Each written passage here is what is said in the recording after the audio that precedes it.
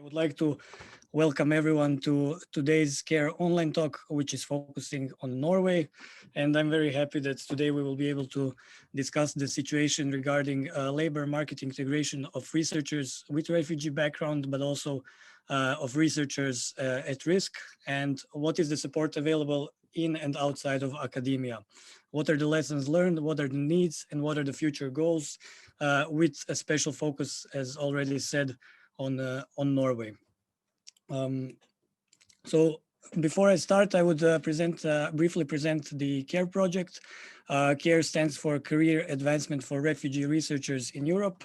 And it is a project run by ACA Academic Cooperation Association from Brussels, DAAD from Germany, and EDUFI, a Finnish national education for education.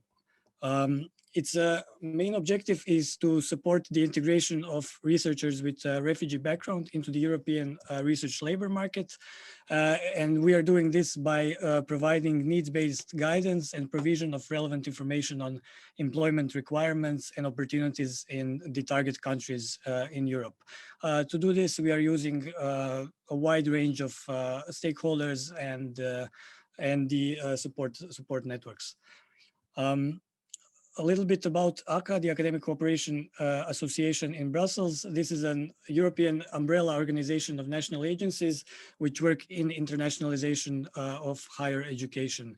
We work partly as a think tank and partly as a practical organization working in projects. A little bit on the CARE timeline and the main activities we've conducted so far. This will, I think, help to understand where are we standing now with these online talks. So in the beginning of the project, we've done a stakeholder mapping of relevant initiatives and actors in Europe.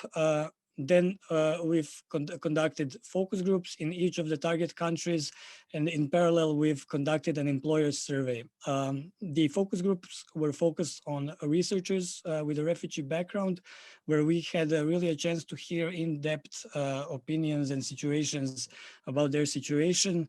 And this was later used to develop the country guides, and also we are using some of this material in the online talk. For more information about the focus groups and also the employer survey, where we have surveyed the employers in different European countries, can be found in the CARE reports. The link to the CARE reports is in the chat, so I welcome everyone to have a look and to see to see in more detail what we have found out in the focus groups and through the employer survey. We're using this now to create the country guides for each of the target countries, in Norway included. And these country guides will be published in the course of October. They are in the final stage of polishing up, and as soon as we have them ready, we will disseminate them and publish them on our website. And the country guides will contain relevant information for the target group. So for the researchers with a refugee background and researchers at risk, where they will be able to find information relevant for their search for better opportunities, or to search for opportunities in academia and also outside of academia, but within the research in their respective countries. And in parallels, we are conducting these online talks for each of the target country. Today we are focusing on Norway, and the online talks also have a similar role as the country guides, but maybe more to discuss in depth the pressing issues and what can be done more and what already is existing in each of the countries. So we can also assist the target group by this. Which brings us to Norway, which is the first of the Scandinavian countries that we are tackling in the online talks. And here I would just briefly like to present some of the key findings from the focus groups and the employer survey. So in the focus groups, the main focus of the participants was on the challenges for researchers with a refugee background, and these include difficulties mostly in finding a permanent positions. So this means after finishing some of the limited contracts, the language barrier in Norwegian institutions was actually learning Norwegian up to a native level, while at the same time working in English was of course possible.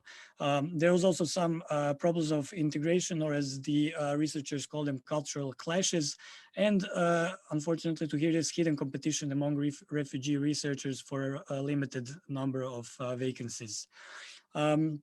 Also, as similar to many other countries, the label of the refugee researcher was slightly problematic because it has an implication that they are seen more of a refugee than a scholar, actually, or a researcher, and a lot of them in many of the European countries have a problem with these labels. The target group has also raised out a number of needs and recommendations, which include the support for the prolongation of the contract periods, which finish after the scholarship ends, the need for more funding programs, for mentoring programs, and also very importantly, and I'm happy to hear more about this today, on the guidings and trainings also for the soft skills needed in the working life. Then on the other side, we actually surveyed the employers in the Scandinavian countries and in Norway especially, and they have reported a very positive impact or incentives for hiring the target group, which includes professional or language skills of the candidates, internationalization of research, and other opportunities that they would have. The obstacles that the employers reported mostly focus on the level of the candidates' professional skills. In some examples, lack of foreign language proficiency. So this means Norway. We come back here to what also the target group has raised on the issue with the Norwegian language. And there were also raised issues with the recognition of qualification and the length of visa procedure and other administrative hurdles. So I'm happy now, based on the introduction for Norway, to introduce the speakers we have today. These are John Baarli, Karen-Lise Knudsen, and Eqbal Mohammed Agbu Daukan. I will start with John Baarli, who is a contact person and the person for the EURAXESS portal in Norway. If I may announce him like this, Mr. Baarli works for the Research Council of Norway, on a number of position in coordination of the national EURAXESS platform, and Mr. Baarli also works on the readability and availability of relevant information for this target group. I must say that the findings from the Norwegian focus groups did not include such a strong focus on the lack of information needed as maybe in some other countries. So I think part of this also goes to the work of John, who we have here today. So I would invite John to tell us more about the work that they're doing in EURAXESS and the Research Council of Norway, and what are the possibilities for researchers. And then later we will move on to our next two speakers. John, please, the floor is yours. Thank you very much, Martin. Thank you. And thank you for inviting me to this event. I think the findings are quite interesting. I must say that I've read all the reports. I thought I was obliged to do so because this is important for us, I think. So I will try to quite rapidly walk through some of the national support structures and programs, and you will see that some things are obviously missing, but we are moving forward as boldly as possible, I think. So please, let's go to the next slide.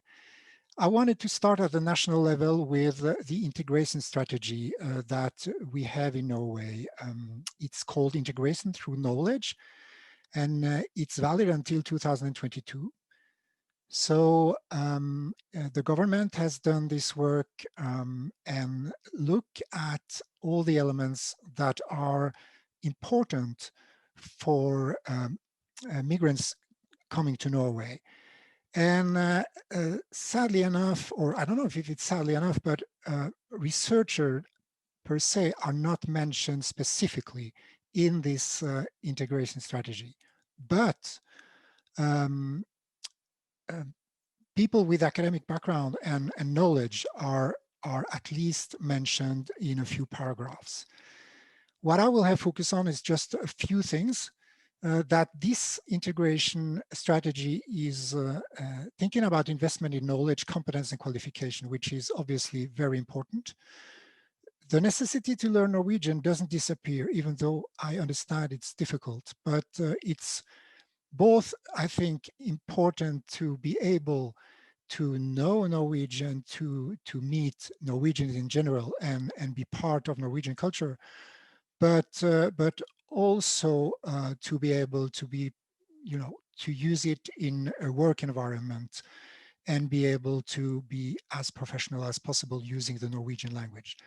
Obviously, there are hurdles there. I will not be able to talk too much about it, but it says in the strategy that they will look at novel ways of learning Norwegian, among other things. There are challenges in getting higher education and competence approved and possibly supplemented with necessary additional education, but there are schemes for that as well. In Norway, we have a scheme for those who have lost their papers, for example, which is available at the Norwegian Agency for Quality Assurance in Education, where they have a specific scheme that can be followed if you have lost your papers, for example. They want to strengthen the mentor and trainee schemes, and this is important. We will look at more local examples of that. I don't have any national example of this. And there's a very strong focus on everyday integration. So that's the most important key points from the integration strategy I wanted to mention. In addition to that, obviously, I understand that researchers want to be first and foremost researchers and not refugees. But for everyone who comes to Norway, which are granted humanitarian status and person who have collective protection, they are to be offered a 2-year introductory program, which includes Norwegian language training. The good thing about this is that academic internships, which we will look a bit at later, and courses in national subjects, introductory courses, etc., can be part of this introductory program. So that's interesting as well. So please, to the next slide. So we have in Norway something called academic dugnad. Dugnad is a typical Norwegian word for voluntary work. The academic dugnad was started in 2015 by the University of Oslo, if I'm correct, and also the Metropolitan University of Oslo. But there are still many events going on and initiatives happening there. So I wanted to just rapidly talk about those. So still several higher education are doing this. The goal is to make it easier for qualified refugees with higher education to apply for relevant studies or work. And typical offers are information meetings, mentoring scheme, etc., supplementary education, practical help, language training, and more. So I'm just mentioning 2 examples, one from Oslo Metropolitan University, which offers supplementary educations for nurses, teachers, engineering, and technology education. And they have an academic language cafe in Norwegian and English, among other things, courses in Norwegian with social studies and critical thinking and more. And just to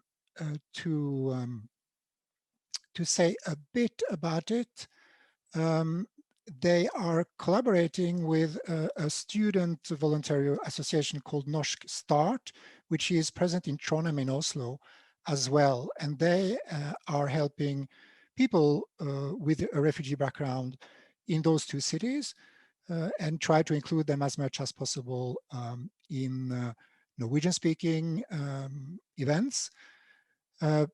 So they can meet also other refugee asylum seekers this way. So they hope to be able to contribute to cultural understanding, language improvement, and new friendship that way. In addition to that, I wanted to mention some examples from NTNU, the Norwegian University of Science and Technology. They offer a guest status in a professional environment at the university, so that's possible. They have Norwegian courses for refugees with an academic background, and they have a supplementary education also, but in science and engineering for refugees. Please, to the next slide. Regarding psychosocial assistance, in Norway, there is, let's say, a structure for this. So if asylum seekers and refugees need assistance for mental and psychosocial problems, they will be taken care of in the ordinary service and treatment apparatus. So obviously several actors at different levels may have roles in this assistance, like the municipality, the voluntary sector, the specialist health services, and the state administration. that's about it. That's made available, but this is the same that is available for every Norwegian. In addition to that, I have to talk a bit about funding, because funding in Norway is seldom directly given to the researcher as a person. It always goes through the institutions. So only research institutions can apply for funding, for example, from the Research Council. So as a researcher, you need to apply an agreement with your research organization, which means that to be able to apply, you have to have a position somewhere, or you have to apply for a position. So I'm using an example here, a PhD position at the University of Bergen, which is advertised via the EURAXESS portal. As you can see, this is a regular position at the Faculty of Medicine, Department of Clinical Science, and it's a PhD position, 100%, available for a period of 3 years. And it's part of a project funded by the Norwegian Research Council.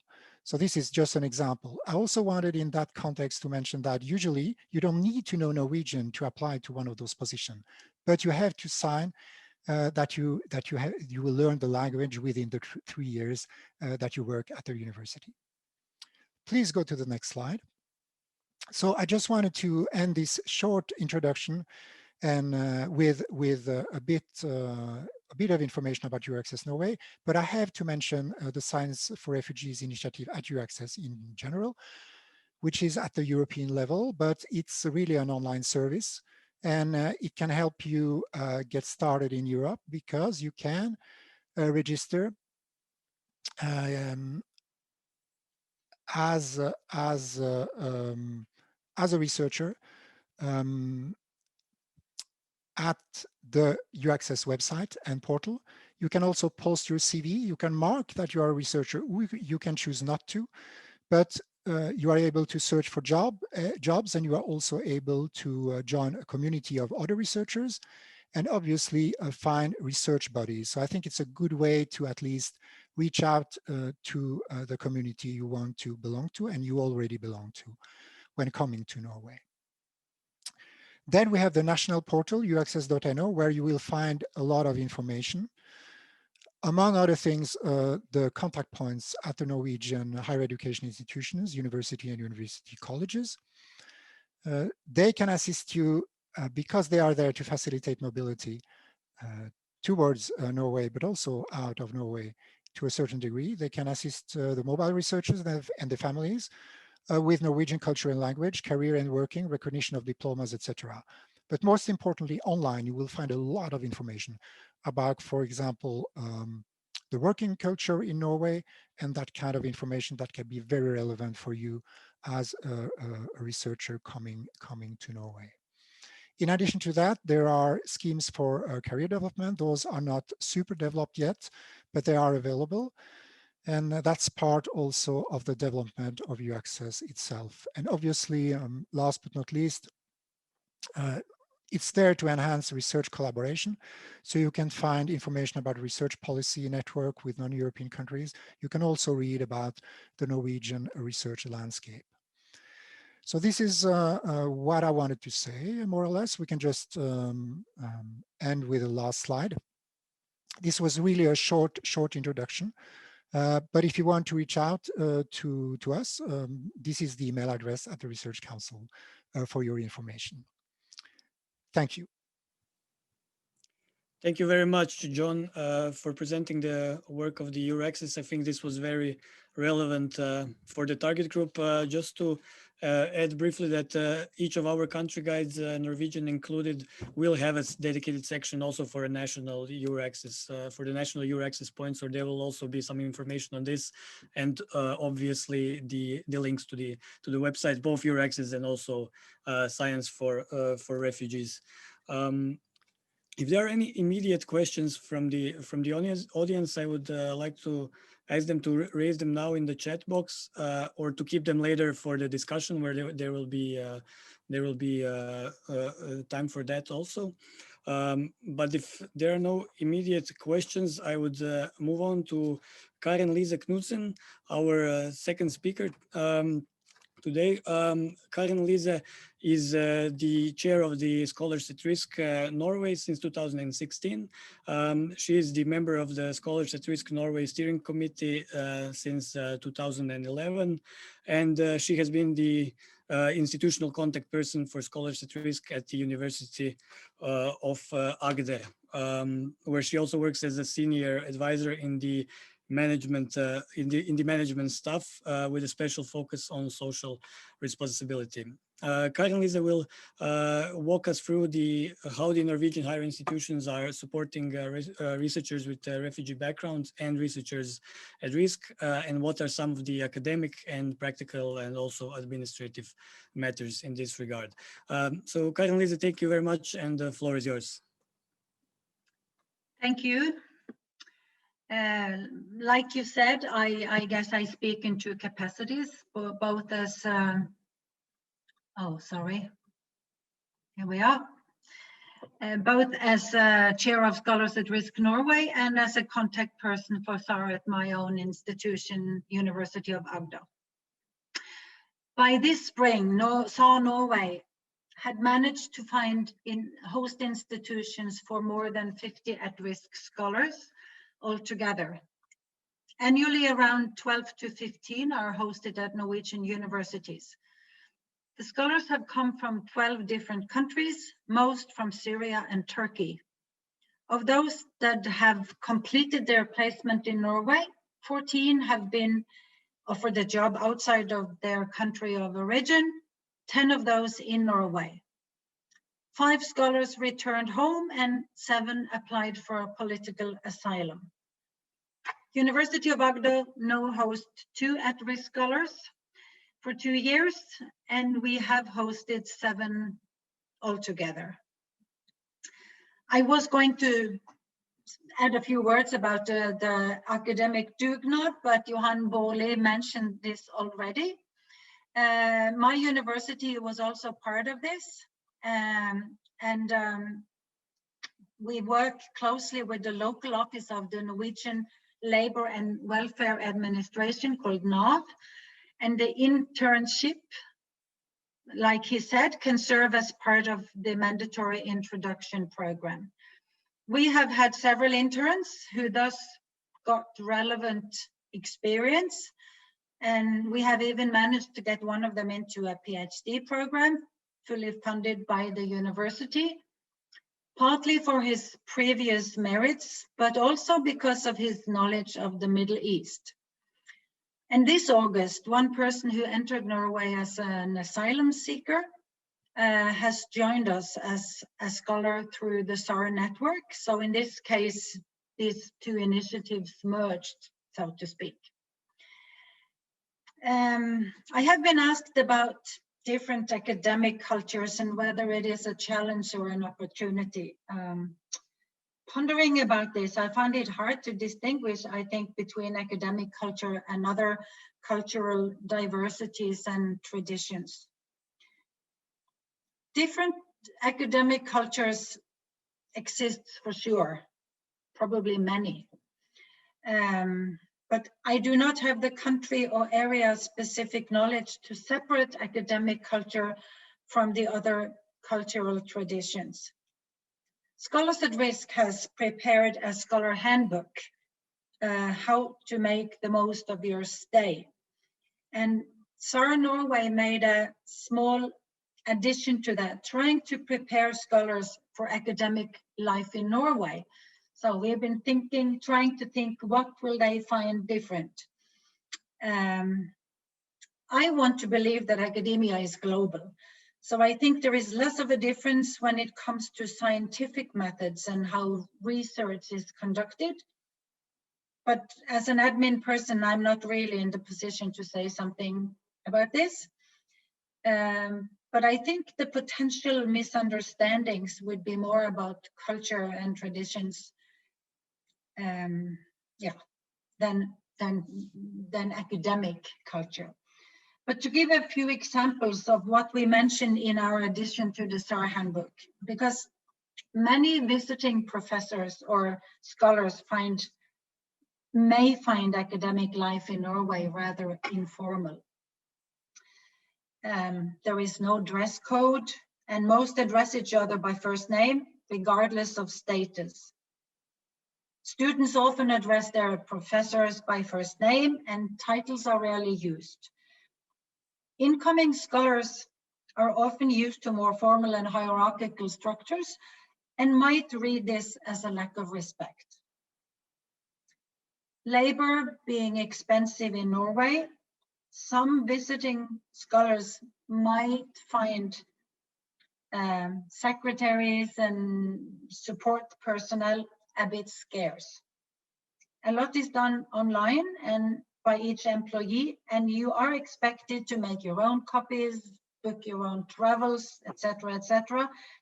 Again, regardless of status. It is often said that equality is a trademark of Norwegian society, and though differences between people are increasing in Norway as well, the difference between rich and poor is still relatively small, and hence the difference in living conditions between a university professor and a blue-collar worker is not very big. And some may see this as a loss of position. I have also been told that teaching and how one relates to knowledge might differ, and that reflection and debate is more widespread in classrooms in our part of the world. And let me also add a couple of examples that I've come across. It took us a while to realize why an Asian visiting or a visiting scholar from Asia stayed on so late in her office. It turned out that she was used to not being able to leave before her superior, while her new head of department often worked nights to make it fit her family schedule. And another Iraqi woman that I met, who is hosted in another European country, told me she was shocked to find that she was way behind her peers when she arrived in her new destination. In her tradition, when you had finished a PhD, you were expected to be a mentor, lift others up and share your knowledge teaching. While in her new country, it was just a starting point for publish, publish, publish. Except for the expectation about publications, it's not my impression that the different academic cultures have constituted a grave obstacle for further integration. I think language, like it was mentioned, might constitute a bigger problem. You lose out on things when you, especially in social settings, when you don't speak the local language.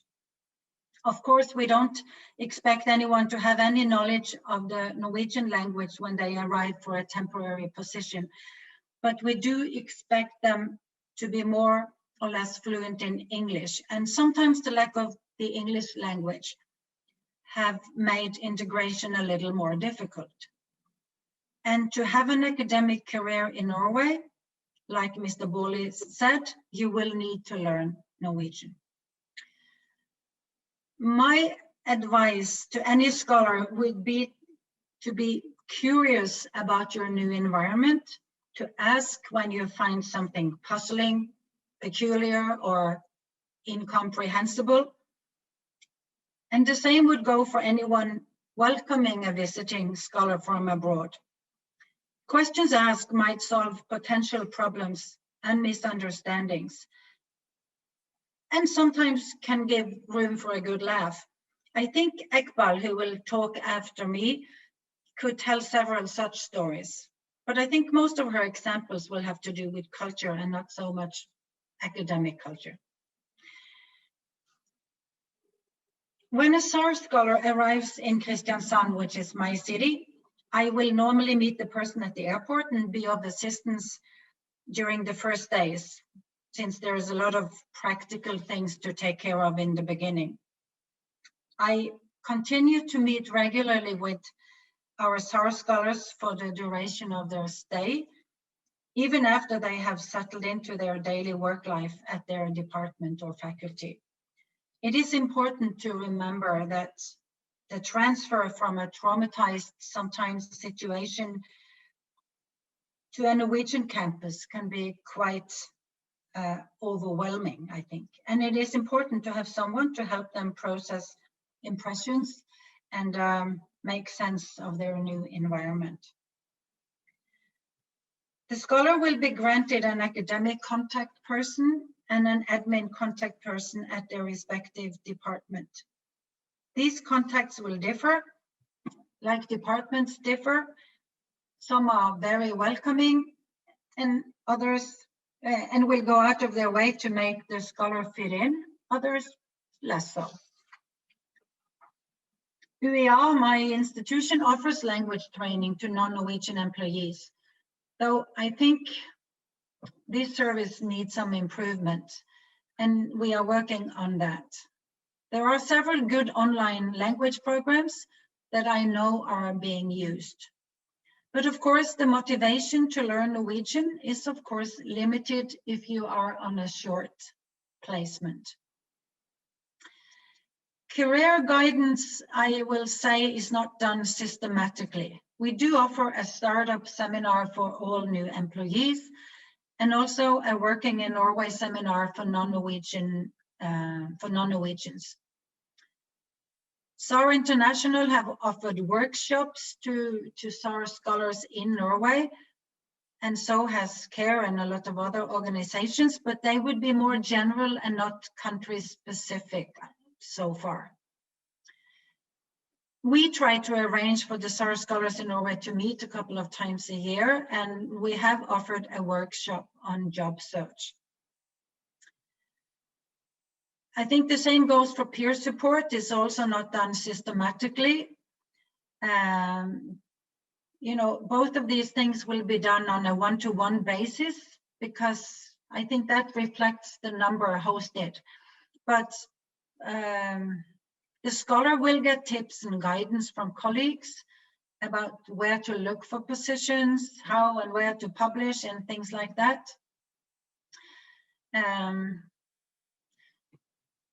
The temporariness of the position, of course, is the biggest obstacle and problem for any SAR scholar. The moment they land in their new country or their new host campus, they start worrying about their next move. Or what will happen after my 1 or 2 year placement? This is, of course, very hard and might even prevent them from doing their everyday job well. I do still think it is important to be realistic about this.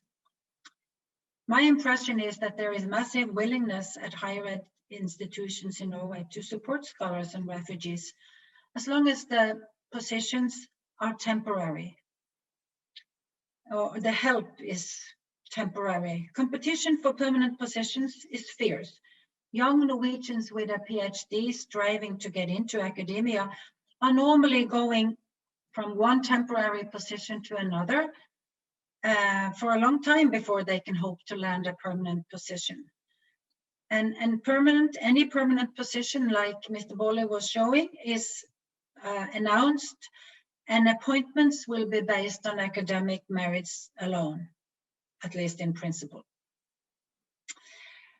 The numbers I was mentioning initially show that some refugees and some at-risk scholars, they do find their way into making a living in Norway. Some inside academia and some outside. It is not easy, but I'm still impressed by how adaptable people are and how quickly they make sense of their new environments. Clever bunch, academics.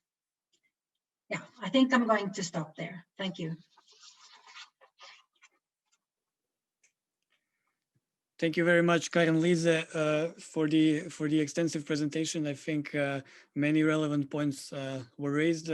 Just to come back on your points on the different approaches into academic culture, I mean, exactly this is what we've heard on many of the focus groups, actually, that the researchers themselves reported that they've needed actually some initial time to maybe to adapt to a different culture where they wouldn't have an admin staff, for instance, who would book their tickets. And it was referring to more of the practicalities of everyday life than to actual academic work that they've been doing. But very, very good that you've raised it. And also, if I may comment on the motivation to learn a language when there is a limited time that the scholar is spending at an institution. I mean, obviously, this was also especially the case in other the EU countries, actually, where under the because of the Dublin system, they had to reallocate. And we heard from some researchers that they would have to start learning Danish in order to, after 6 months, for instance, move to France, and then they were expected also to learn French, because everywhere where they would come, they were actually expected to stay and to learn the language, but this was not often the case. Just a comment. If there are no immediate questions from the audience, I think we can, and as far as I see, there are none. I think we can actually hear one very positive example from a succeeding researcher, and so her name is Egbal Daukan, who is with us today. Egbal has quite an impressive CV with a research background in biochemistry, food, antioxidants, and nutrition. Egbal studied in Malaysia, and then where she got her PhD in biochemistry, and then she would move later to Yemen, where she had a number of senior roles and coordination roles. For instance, as the president of Yemeni Association for Science and Technology for Development. She was also a head of the medical laboratory sciences department at the Al Sayed University. And after the war in Yemen, Egbal moved again to Malaysia, and then after Malaysia, she went to the US. No, actually, sorry, to Norway, but supported by the Scholars at Risk network from the US. And now she is affiliated as a Scholars at Risk scholar at the University of Oslo. Egbal, thank you very much for being with us today. I really much look forward to hearing your presentation. So please, if you could share your slides with you, the floor is yours. Thank you.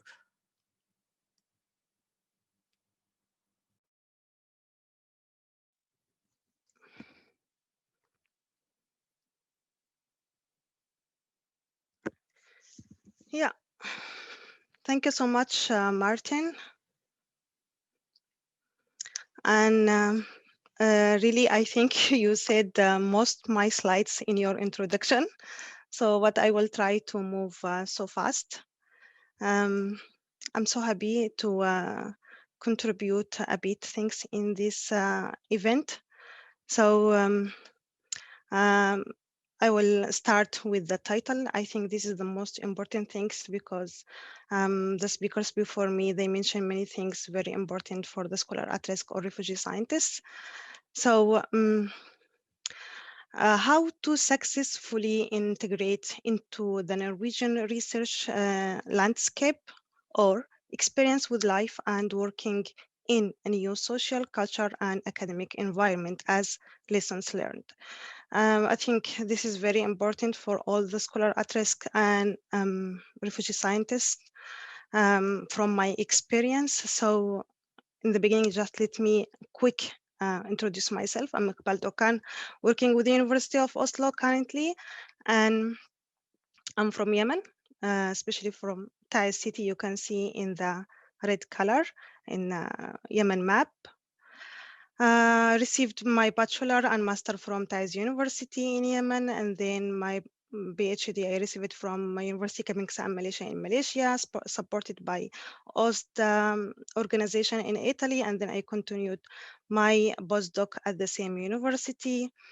And then when I went back to Yemen, many things happened since I arrived. From the first month, received a position in private university. And then after 2 months, I received award, a Civil Foundation Award as the young scientist in the developing world. And it was really very good, a chance or opportunity for me. Many door opens for me to build a new academic journey in my country and publish so many things, establish new department, receive different or several awards in Yemen. And then everything gone by the date.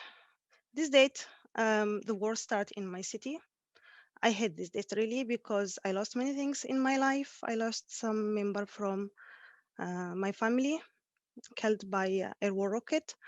I lost some of my student colleagues, our own home bombed.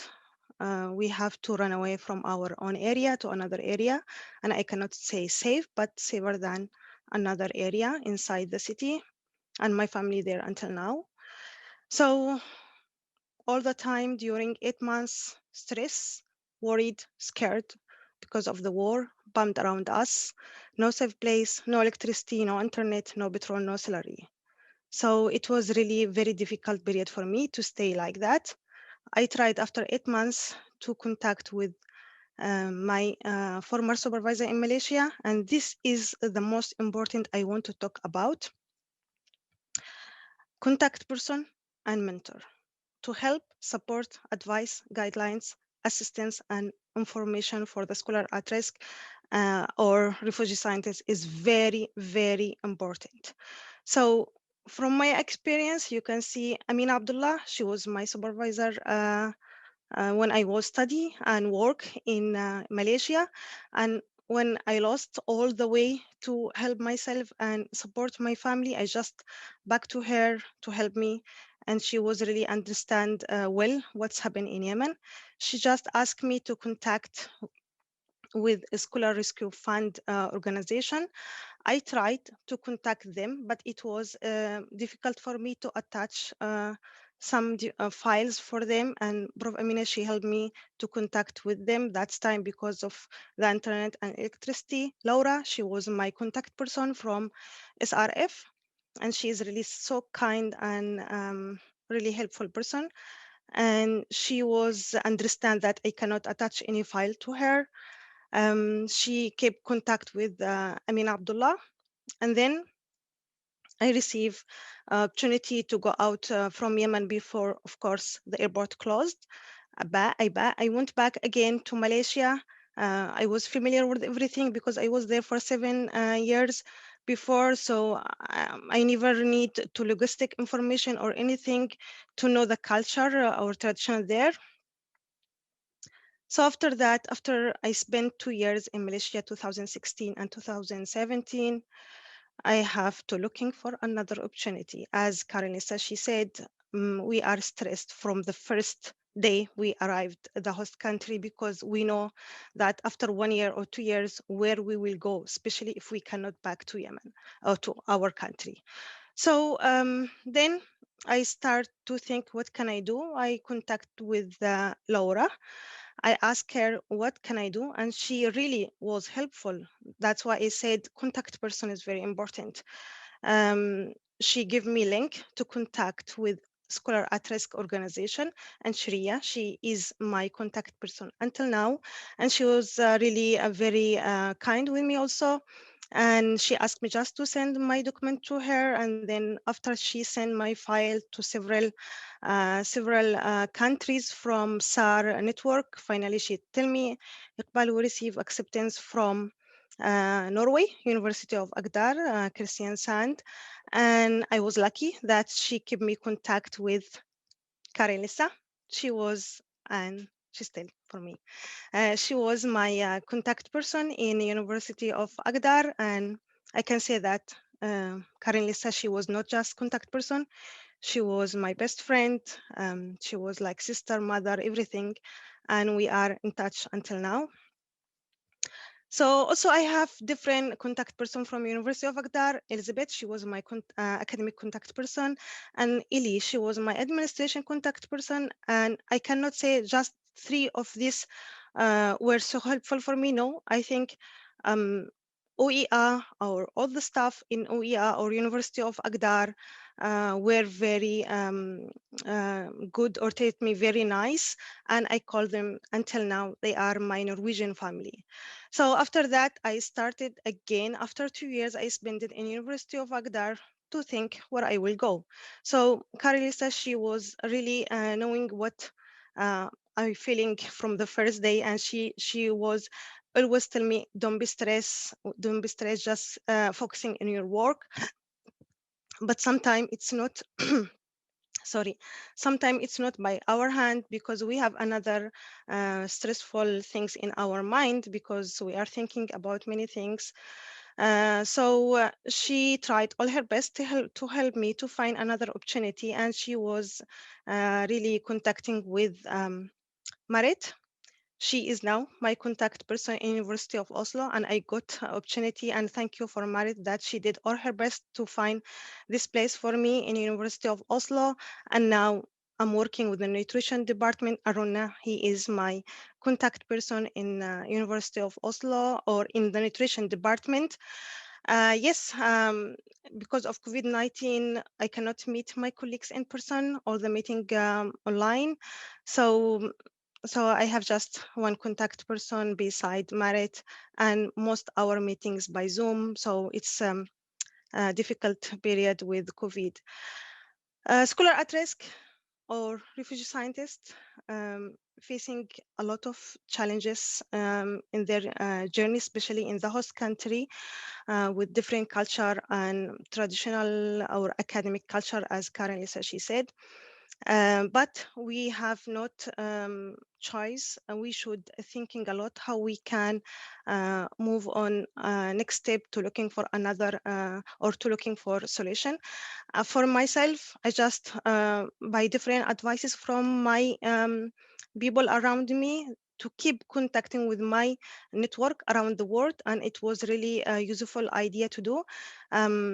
I tried all my best to be just touch or contacted with my people around the world. I applied for several events, present some work around the world. Of course, OER was helping me, or University of Agder was helping me to cover some trips. This is very important for the scholar at risk. They need funding for something. And I can see, as you see here in the photos, I got or I become member in TWAS organization, Global Academy organization in Germany and Italy, did some collaboration with different organization, attend some conferences, publish some paper. I want to say that friends, or to win friends, is very important for the scholar at risk or for refugee scientists in the host country, especially if the country with different culture, traditional language, religion. So we need friends. Also, we need to learn the language. I know it's so difficult. I'm facing these difficulties in my life, but we should learn the language, and this is very important if we need to apply for permanent job. And I did, and I hope I did. I applied for permanent job, and I hope I can get it. And now I'm study language, and I did that also in when I was working with the University of Agder, and they supported me by pay the fees of these courses. It's not easy to pay for ourselves because it costs so high. Also, flexibility and adaptation is very important for us. We have to be flexible and adapt. Understanding culture and work environment is very important if we want to be success in our academic journey in the host country.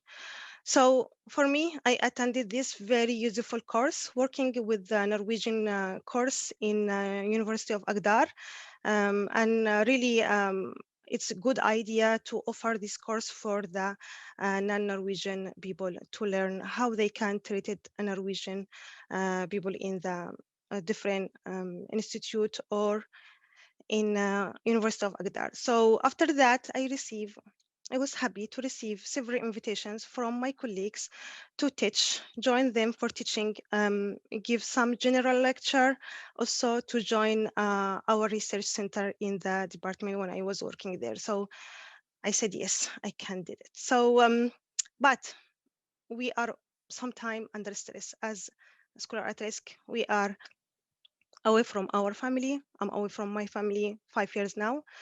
So also stress after that, where we will go, what we can do, how we can help our family. If one of our family members sick, so what we can do, we are away, we are worried if the country bombed. So yes, we are sometimes under stress, but as I said, friends is very important for us to just break this stressful period. As you see some photo here with my family or Norwegian family in Kristiansand, I'm really grateful for them, and we exchange the knowledge of different culture and traditional. So working with a multi-culture environment, it's not easy at all for us as a refugee scientist or scholar at risk, but we need to be flexible. And this is the most important point for me. I would like to share, and I'm happy to share this slide. Last December 2019, I received University of Agder Cross-Culture Bridge Builder Award for 2019, and I was so happy and proud when I see the title of this article, A Great Ambassador for University of Agder. So the last slide for me, from my experience, the working in multicultural environment needs flexibility and adaptation are the keys to working in a multicultural environment, develop understanding for different culture and values and respect those differences. When friends learn to listen well and give others the confidence to be able to communicate with you and showing respect. Thank you.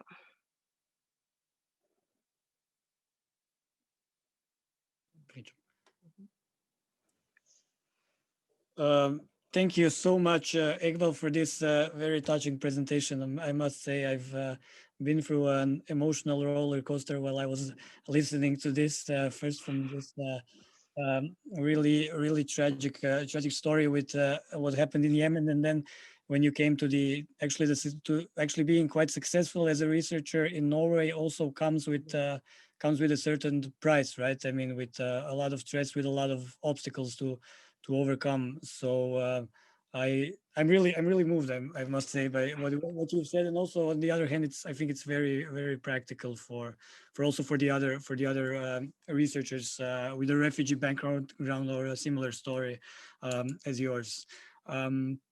So I would like to open the floor for the discussion now and to invite all of the speakers to join in. If someone from the audience would like to raise the questions, please do so either in the chat or use the raise hand function, and you will be given the floor where you can also ask the question using your microphone and the camera, so we can see you and hear you. So please, if there is any questions. I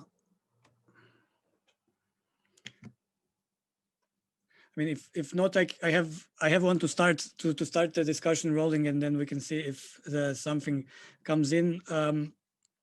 There's a raised hand from Anna. Anna, please feel free to turn on your camera or your microphone. The floor is yours. Hi there. My name is Anna Buvrud from the University of Oslo. I used to be the project leader of our academic dugnad at the university from 2015 to 2017. And I also work very closely with Marit, who Egbal was mentioning in her very moving presentation. I have not been following the topic very closely for the last couple of years. So I had two questions / comments.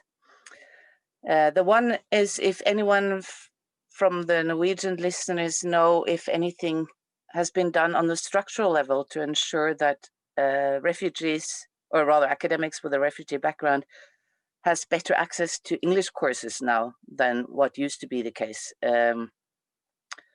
Knowing that most academics will have a certain proficiency in English, it would probably be useful for most of them to really get a grip on the academic English if needed before moving on to Norwegian.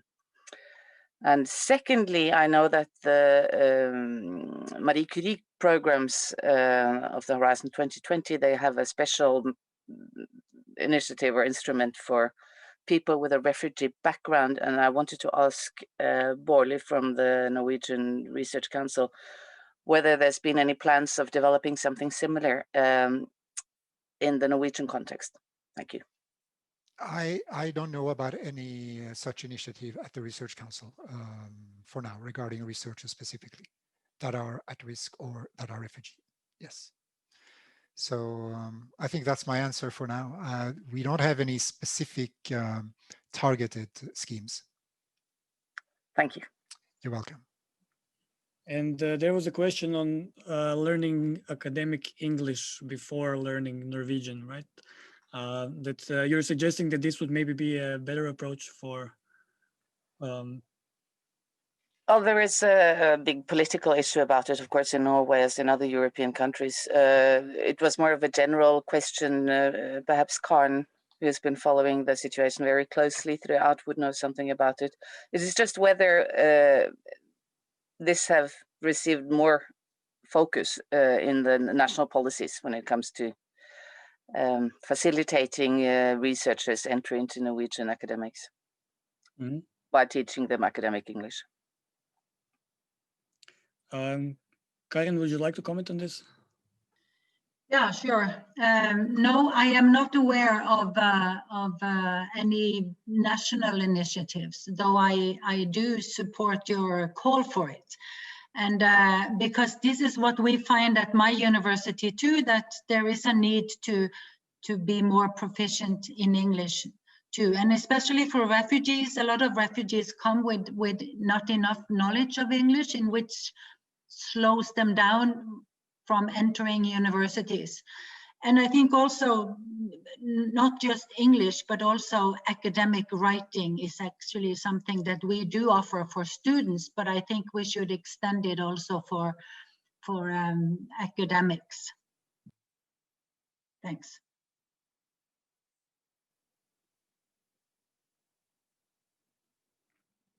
Thank you, Karen-Lise. I hope this answers the question. We have another hand raised from Hilde Haaland Kramer. Go ahead. Apologies if I mispronounced the. No, that's good. It's more a comment than a question, perhaps. Yeah, my name is Hilde Haaland Kramer, and I'm from DIKU, the Norwegian Agency for Internationalization and Quality Enhancement of Higher Education. Long name. But I do want to mention that we also have a program called Students at Risk in Norway, which I think is quite unique in the European setting. And it is a program that is funded by the Ministry of Foreign Affairs and administered by us.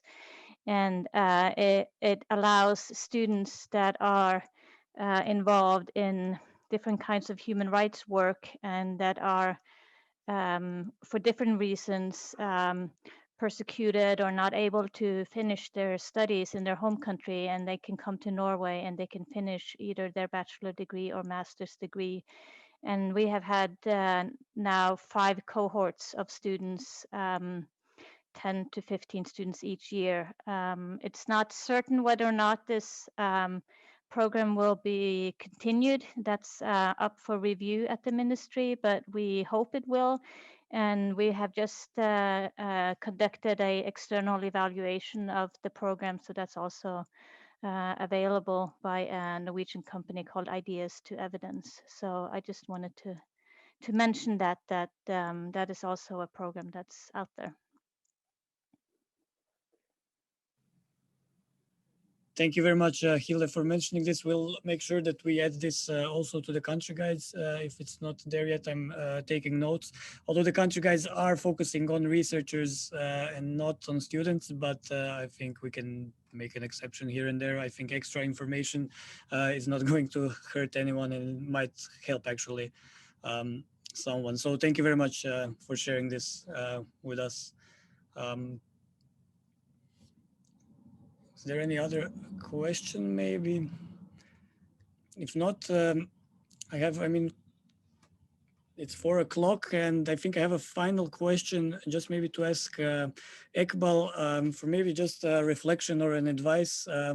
Ekbal, from what you've been presenting, I've noticed that networking was a really important part of your actually success as a researcher in Norway, and this is something that's been repeated all over again in many European countries. And also, what I've noticed is that the researchers who had a prior international network, let's say, have a bigger chances of succeeding afterwards than those who maybe only worked at one university or one research center in their home countries. So I would ask you maybe for a comment on if you could speak maybe about what with those who don't have such a network before and how to maybe create it. What would be, you've mentioned some of the steps that you've taken, and what would be maybe some of the structural initiatives that could help fostering networking of researchers at risk or researchers with refugee background? Yeah, I think for myself, yes, I have network before I moved to Norway. That maybe helped me a lot to just keep continue with my network and make my network bigger and bigger.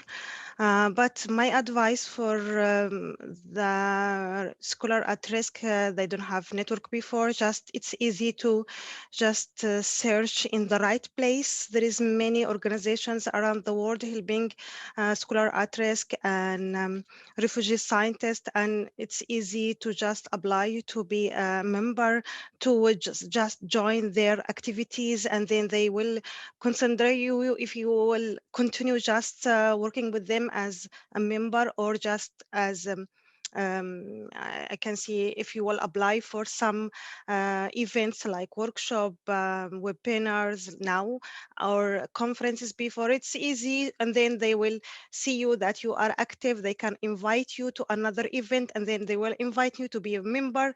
So this is the network, and you can also build another friendship with different colleagues around the world. And this is really very helpful if you have from each country, you have colleague or friend, then you know more about the activities or academic activities there. And this is just my advice.